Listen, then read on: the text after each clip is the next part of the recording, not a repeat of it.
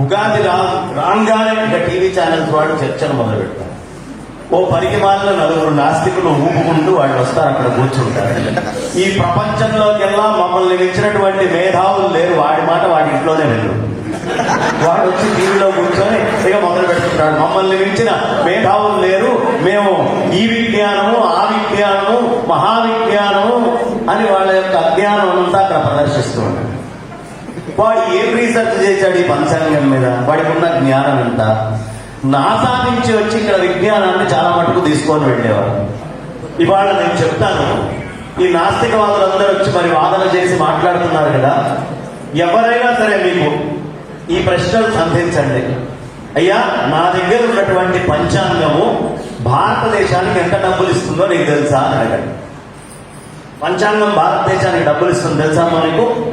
పంచాంగము మన బడ్జెట్ కంటే కూడా ఎక్కువ డబ్బులు ఇస్తుంది భారతదేశానికి. నిజం. అదెట్లా? మంచి ప్రశ్న వేశారు. అదెట్లా? ఈ ప్రశ్న నాస్తికుడు వెయ్యాలి. మనం వేసినప్పుడు అప్పుడు తెలుస్తుంది. అరే, ఒకసారి నెహ్రూ గారు అడిగారు, ఎవరు? లోకమాన్య తిలక్,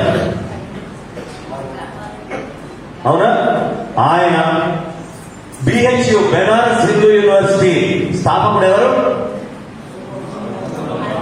మదన్ మోహన్ మాలవ్య. నెహ్రూ గారు ముగ్గురు ఉన్నారు. నెహ్రూ గారు అన్నారు, నేను ఒక చిన్న ఉపన్యాసం చెప్తే 1,00,000 మంది జనం వస్తారు, నీకు తెలుసా అన్నాడు. మదన్ మోహన్ మాలవ్య నవ్వాడు. అదేంటయ్యా నవ్వుతున్నావు అని అడిగాడు. ఏం లేదయ్యా, నువ్వు చెప్పే ఇది నాకు శృంగేరి జగద్గురువులు విధుశేఖర భారతీ స్వామి వారు ఆ కథనం ఇవన్నీ నాకు అందించారు, వారు కూర్చోబెట్టి చెప్పారు. అదేంటయ్యా నువ్వు నవ్వావు అంటే, ఏం లేదండి, మీరు ఈ దేశానికి ప్రధానమంత్రి, అవునా కదా?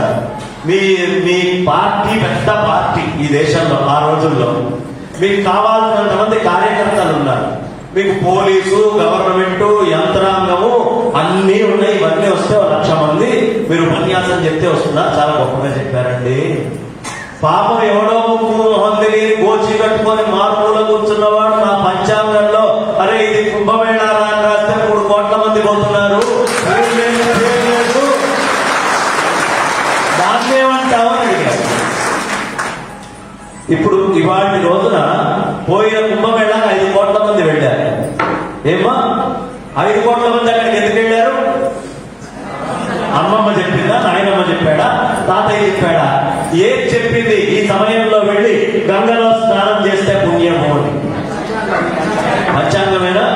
మరి ఇప్పుడు ఆ మొత్తం కోట్ల మంది వెళ్ళి అక్కడ స్నానాలు చేసి అక్కడ ఎకనామిక్స్, అక్కడ జరిగేటటువంటి భోజనాలు, ఇళ్ళు, రూములు, జనాలు, ట్రాన్స్పోర్ట్లు, ఇక్కడి నుంచి విమానాలు, ఇక్కడి నుంచి వెళ్ళేటటువంటి ఓయో హోటల్స్, అక్కడికి వెళ్తే రైళ్లు, బస్సులు, ఈ డబ్బులన్నీ ఎవడిస్తున్నాడు? ప్రభుత్వానికి. ఎవడైనా ఇచ్చేది పంచాంగం కదా. తిరుమలలో బ్రహ్మోత్సవాలు, ఓ పొలంలో 5 లక్షలు వెళ్తారు. ఎవడు రాశాడు? తిరుమలలో బ్రహ్మోత్సవం అని ఎక్కడ రాయబడ్డది? నా పంచాంగంలో రాశాడు. ఊపుకుంటూ వచ్చి దిక్కుండదు, దివానా ఉండదు, నీ గంగా కెమెరా మైకు దొరికింది కదా అని అవతల రొనాల్డ్ రీగన్ అనేవాడు రెసెషన్ వస్తే, నాయన బాబులు మీరందరూ జేబుల్లో ఉన్న పైసలు తీసి ఖర్చు పెట్టండిరా, ఖర్చు పెట్టకపోతే రెసెషన్ లో మనం ఇంకా నాశనం అయిపోతాం అనే విషయాన్ని చెప్పాడు. కానీ రెసెషన్ ని తీసేసినటువంటి అద్భుతమైన నోములు, వ్రతాలు, పూజలు ఇవన్నీ ఎక్కడ రాయబడినాయి? పండగలు, పబ్బాలు. పండగకి పోతే బయట సామాన్ కొంటున్నావా? ఎవరు చెప్పారు పండగ అని? వినాయక చవితిని. ఎవరు చెప్పాడు శివరాత్రి అని? ఎవరు చెప్పాడు ఉగాదని? ఎక్కడి నుంచి వస్తున్నాయి ఈ డబ్బులన్నీ? ఎవరి నుంచి వస్తున్నాయి? పంచాంగం నుంచి వస్తున్నాయా? కూర్చొని అడిగారు, ఏం చేస్తున్నారు మీరు? మూఢనమ్మకాన్ని ముందరికి పంపిస్తుంటారు. అరే పిచ్చోడా, 1,00,000 కోట్లు భారతదేశానికి ఆదాయం ఇస్తోందిరా నా పంచాంగము. ఇక్కడ కాదు, హిమాలయాలకు పోతున్నారు, కాశీకి పోతున్నారు, గంగా పుష్కరాలకు రేపు ఏప్రిల్ 22 నుంచి మే 3 దాకా మొత్తం తెలుగు వాళ్ళన్నీ బుక్ చేసుకున్నారంటే ఖాళీలు లేవన్నారు. నిన్న రాత్రే పోయి వచ్చారు. ఎక్కడ చూసినా ఊళ్ళల్లో పండగలు, పబ్బాలు, వ్రతాలు, పెళ్లిళ్ళు. ఎవరు చూస్తారు? చూస్తున్నాడు ముహూర్తాలు ఇటువటు, ఆ పెళ్లికి అంత ఖర్చు ఎక్కడి నుంచి అవుతుంది, ఆ ద్రవ్యాలు, ఆ కూరలు, పప్పులు, గిప్పులు ఇవన్నీ కొని ఎందుకు ఎక్కడి నుంచి పెడుతున్నారు? అయ్యప్ప స్వామి దీక్ష, ఇంతమంది 1 కోటి మంది దీక్ష తీసుకుంటున్నారు. మీ దీక్షకు మూలం ఏమిటి? పంచాంగం కాదా? పంచాంగం మన కన్ను కాదా? మన వైదిక ధర్మానికి సంబంధించింది కాదా? పంచాంగం అనగానే ఎవరో అరే అది బాపనోళ్ళదా, మనకేంటి బాపనోళ్ళదేందయా? ప్రతి వాడిది పంచాంగం. పంచాంగం మనందరికి పేటెంట్. ప్రపంచంలో మీ క్యాలెండర్లు కానీ మీది కానీ నా పంచాంగంతో రెవెన్యూ చేయగలిగేటటువంటి కాలాన్ని గడించింది ఏదైనా ఉంటే ఓపెన్ ఛాలెంజ్. ఎక్కడైనా సరే చూపించు.